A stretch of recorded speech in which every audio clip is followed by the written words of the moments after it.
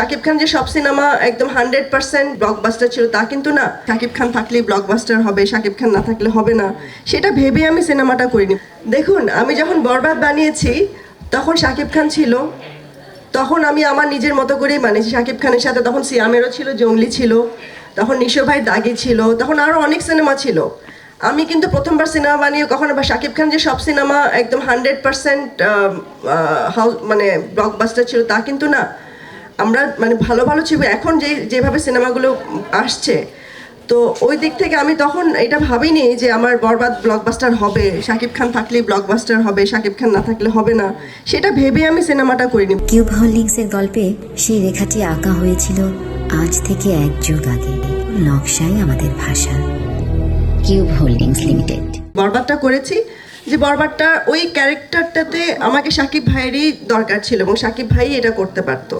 তো এখন যেটা করছি সেটাতে আমার কাছে মনে হচ্ছে যে না, এটার জন্য সিয়াম ঠিক আছে, এটা সিয়ামই করতে পারবে, এটা পুল অফ করতে পারবে। তো এই যে মানে বরবাদ করার পর ওই সব এত কম্পিটিশন, আমি কিন্তু কখনো কম্পিটিশন মনে করে বরবাদ বানাইনি যে আমার সাথে আর কে আসছে, কি হবে, আমি কি মানে মানে এই পুরো প্রবলেমটা থেকে কি বের হয়ে আসতে পারবো কি না, আমি কি টাকাটা লগ্নিকৃত টাকাটা বের করে নিয়ে আসতে পারবো, এটা আমার কখনোই টেনশন ছিল না।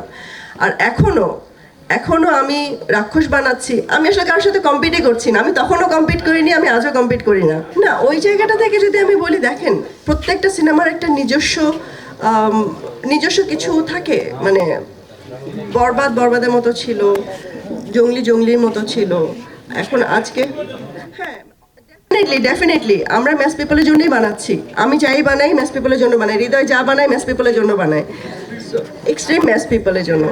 দেখুন, এই সিচুয়েশনটা আবারও অ্যারাইজ হবে, এটা খুবই স্বাভাবিক। কিসের জন্য? কারণ আমাদের এখন পর্যন্ত আমাদের কোনো ই টিকেটিং সিস্টেম নেই, কোনো সেন্ট্রাল সার্ভার নেই। এটা খুবই সিম্পল একটা ব্যাপার।